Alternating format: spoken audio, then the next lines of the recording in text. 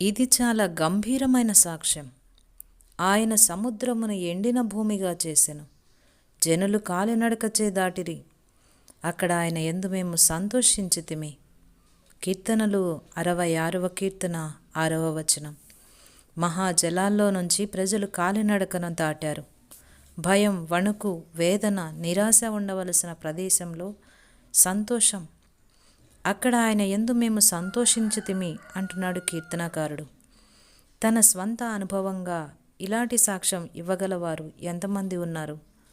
అక్కడ బాధ, గుబులు గూడు కట్టుకున్న సమయాల్లో అంతకు ముందెన్నడూ లేని రీతిని వారి జయాన్ని, ఉత్సాహాన్ని చవిచూశారు. నిబంధన మూలంగా వారి దేవుడు వారికి ఎంత చేరువగా వచ్చాడు. ఆయన వాగ్దానాలు ఎంత దగదగ మెరిశాయి. మనం సుఖ సంపదలతో తులతూగుతున్నప్పుడు ఈ దగదగలు మనకి కనిపించవు. మధ్యాహ్నం సూర్యబింబం యొక్క ప్రకాశం నక్షత్రాలను కనిపించకుండా చేస్తుంది. కానీ మన జీవితాల్లో చీకటి మూగినప్పుడు, దుఃఖాంధకారం మూసినప్పుడు తారలు గుంపులు గుంపులుగా బయటికి వస్తాయి. ఆశాభావం, ఓదార్పులనే బైబిల్ నక్షత్ర సమూహాలు తలతల్లాడతాయి. యబ్బోకు రేవు దగ్గర యాకోబులాగా మన ఇహలోక సూర్యబింబం అస్తమించాకే దివ్యదూత బయలుదేరతాడు. ఆయనతో మనం పోరాడి గెలవాలి. రాత్రివేళ సాయంకాలం అయినప్పుడు అహరోను సన్నిధి గుడారంలో దీపాలు వెలిగిస్తాడు. బాధల నడిరాత్రిలోనే విశ్వాసి మదిలో దేదీప్యమానమైన దివ్యలు వెలుగుతాయి.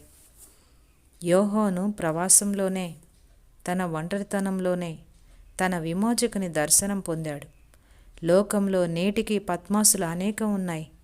ఏకాకిగా శోకంలో ఉన్న రోజుల్లో దేవుని సన్నిధి, కృప, ప్రేమల జ్ఞాపకాలు ప్రకాశమానంగా వెలుగుతాయి.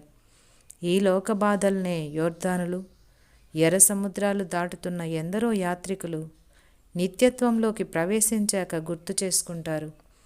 దేవుని ఎనలేని అనుగ్రహాన్ని తలంచుకుని అక్కడ గొప్ప జలాల్లో మేం కాలినడకన వెళ్ళాం అంటారు. ఆ చీకటి అనుభవాల్లో నలువైపులా ఎగిసిపడే అలలతో, అగాధాల్లో, వరద, యోర్దాను బీభత్సంలో అక్కడ ఆయన యందు మేము సంతోషించాం అంటూ సాక్ష్యమిస్తారు. అక్కడ నుండి దాన్ని తోడుకుని వచ్చి దానికి ద్రాక్ష చెట్లనిత్తును, శ్రమగల లోయను నిరీక్షణ ద్వారముగా చేసేదను.